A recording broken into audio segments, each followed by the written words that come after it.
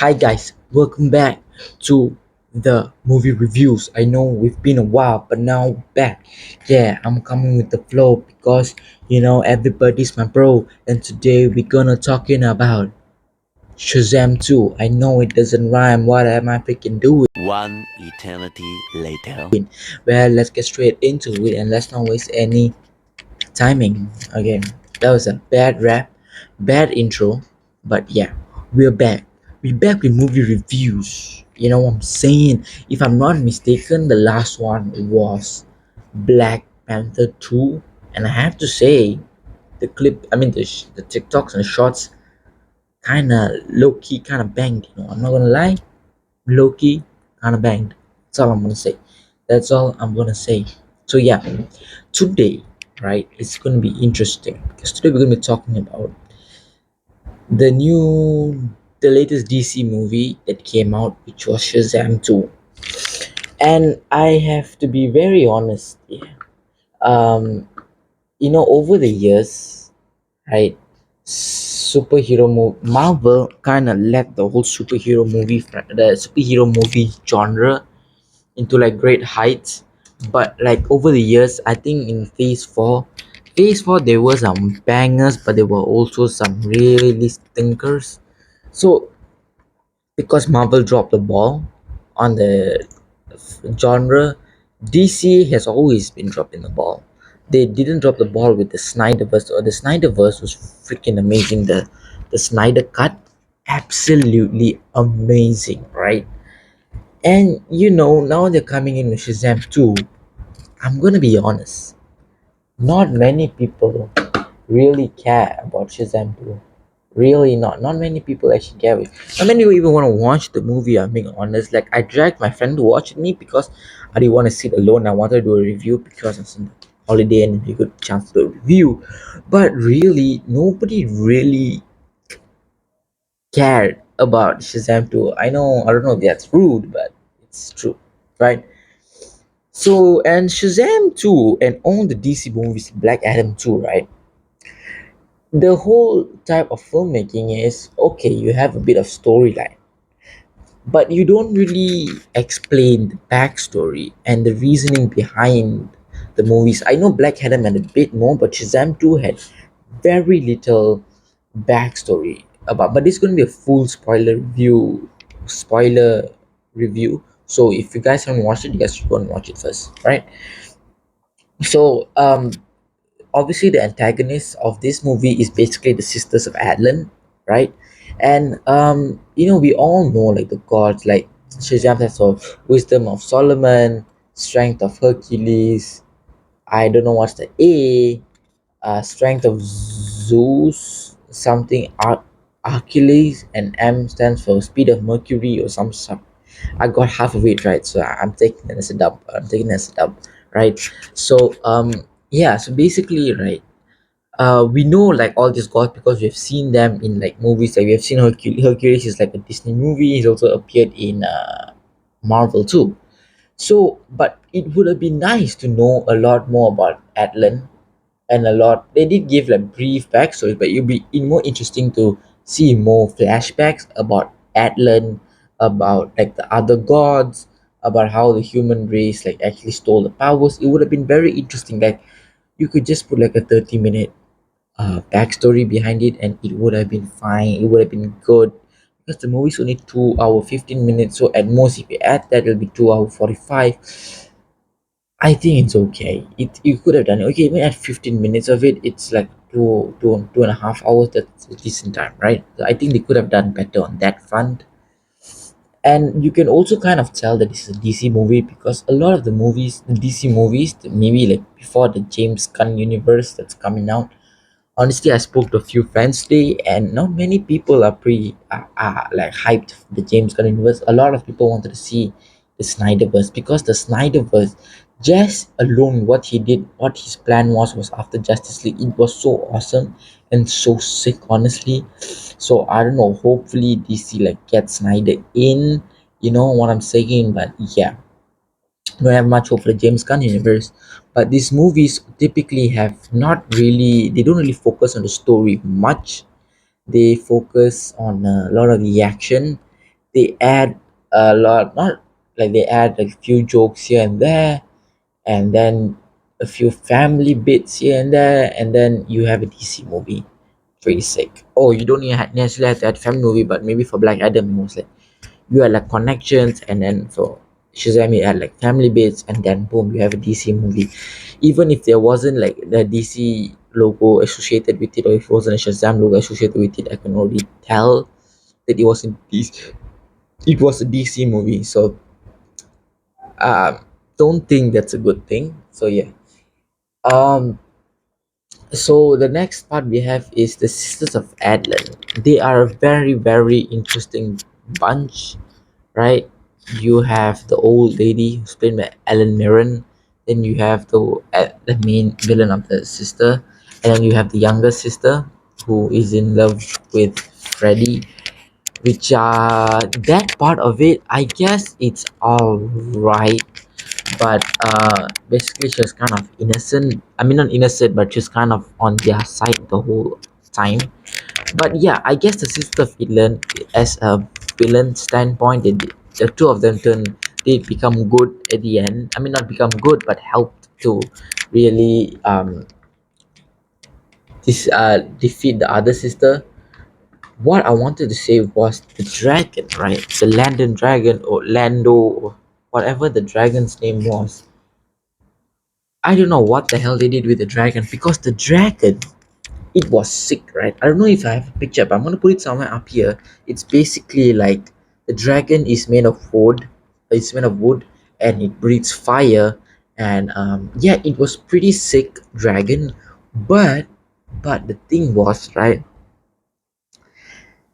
It so weird that the whole wood aspect of it didn't. It kind of butchered it a bit. I'm not gonna lie, it kind of butchered him a bit, right? Uh, what would I have liked was like to have an actual dragon that actually breathed actual fire. So this movie focused a lot about Billy Batson and his siblings having the power of Shazam, because if you guys didn't know, the first Shazam movie, he basically shared his powers with the whole family. So now he's basically like sharing the whole, all his, like they're sharing the whole, all the powers, right? So that's a very interesting thing about Shazam. So they have to deal with all of that. As I said, the movie, it felt a lot of like different clips of the movie that was shot separately, and then it was mashed up together and put it at the end, because there were a lot of contradicting. There were like a love part of the story, then there were a family part of the story, then there were like the villain part of the story. It wasn't really a cohesive movie in my opinion, and it was a decent superhero movie. I wouldn't watch it for a second time.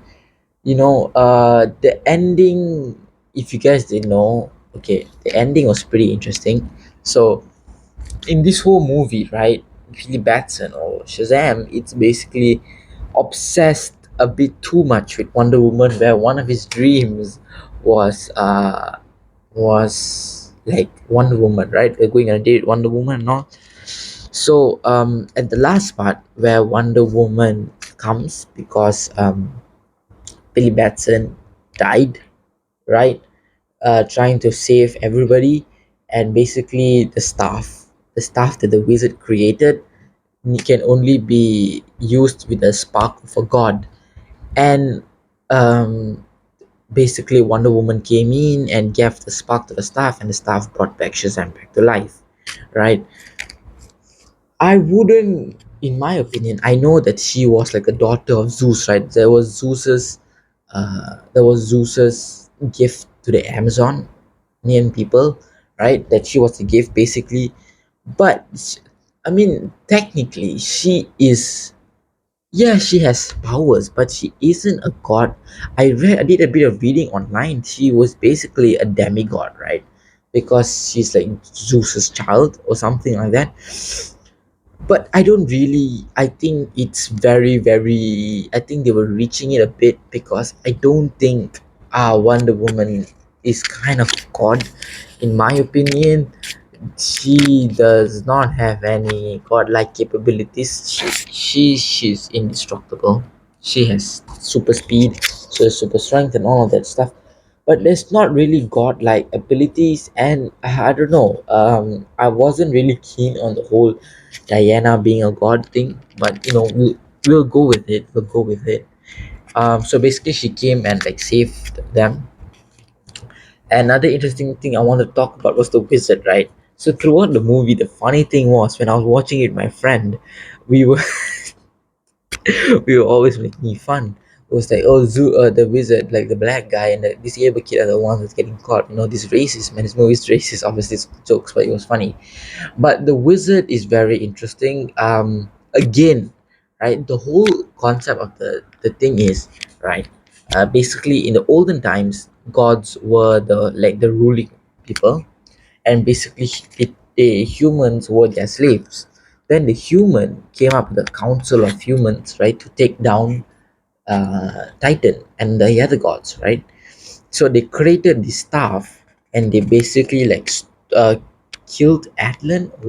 I think he's killed Atlan and stole all the powers of gods and created a realm and banished all the daughters of Atlan and daughters of Titan and other gods into a realm which no magic can compass.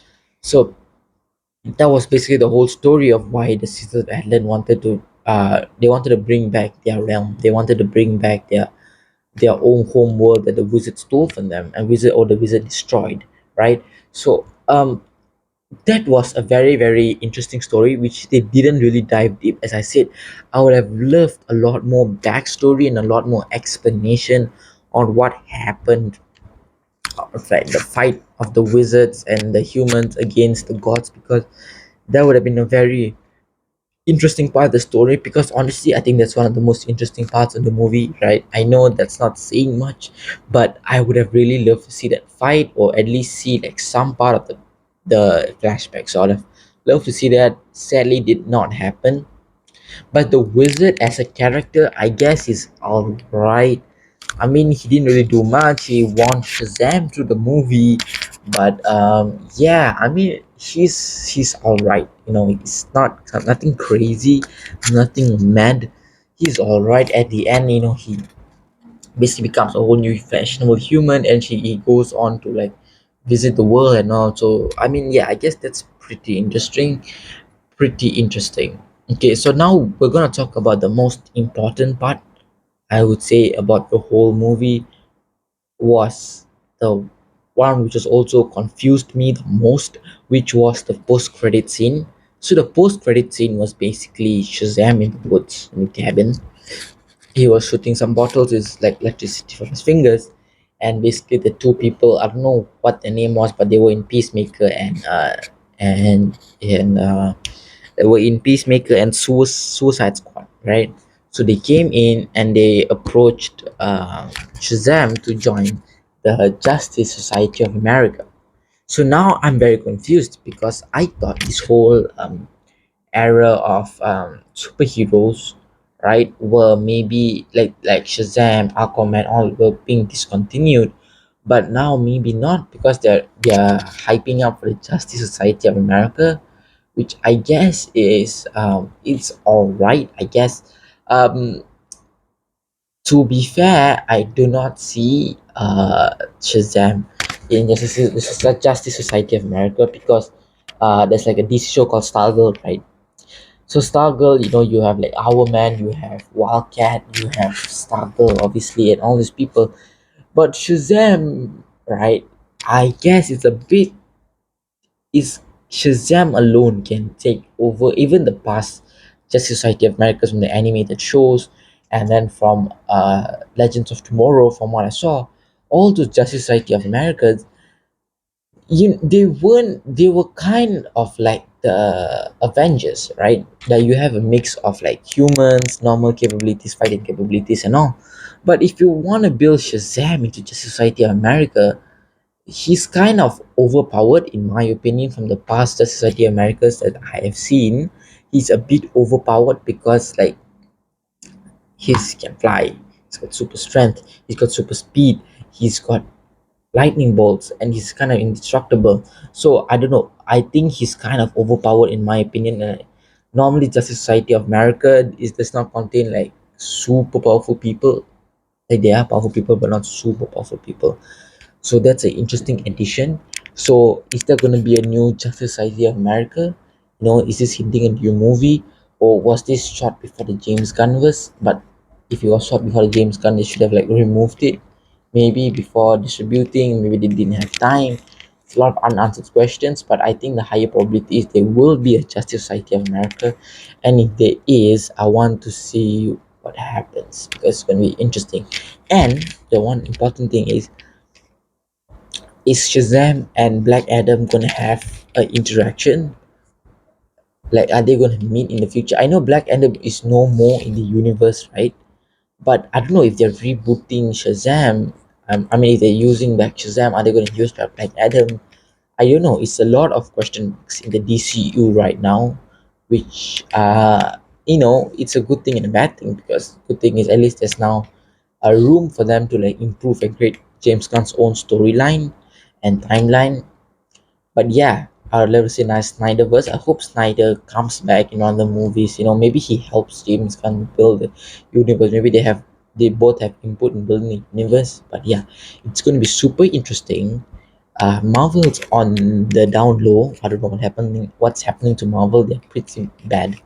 DC, they're not great either. So yeah, hopefully the whole superhero genre can bring it back to life. The one show that's bringing back the superhero genre back to top is The Boys. I want to say this. I can't stress this enough. I've not talked about The Boys at all, but I want everyone to go. Truly, this I know a lot of movies say you have to be 18 plus and above to watch the movies and all, but this one honestly for you to truly understand and for you to not have your mind be destroyed fully, you truly need to be like I would say 18 plus at least, or 17, 18 to really understand. I think 18 to really understand The Boys. So yeah, The Boys is carrying the superhero genre. Shazam 2 kind of made, would say 7 and a half out of 10 at best. So yeah, that's pretty much it for this review. As of recording, the 23rd is hinted to be John Wick. John Wick is coming out on the 23rd, right? That's going to be super sick, right? John Wick is super, super awesome, and I'm pretty hyped for John Wick 4. I last year, or I think last year, end of the year, I binge watched all the John Wick movies, and it's such an amazing storyline behind it. I hope they really do it solid for the fourth one too. It's looking super interesting. You have the Ape Man actor and all of it, and then you have the guy who played Scorpion in Mortal Kombat, and like the guy who was old, same way was also in Bullet Train, like the same that Chinese guy. I don't know what's his name. Sorry, I don't know what's his name, but that guy, he's a very good guy in action films as I've seen before. In past, like Bullet Train, he was good. In as Scorpion, he was amazing, amazing, amazing. So yeah, uh, thumbs up. That's all for the review this time. I hope you guys take care. The channel's been consistent with coming in with the flow, with coming in with the content. I hope you guys enjoy, and I'll catch you guys in the next one. Peace.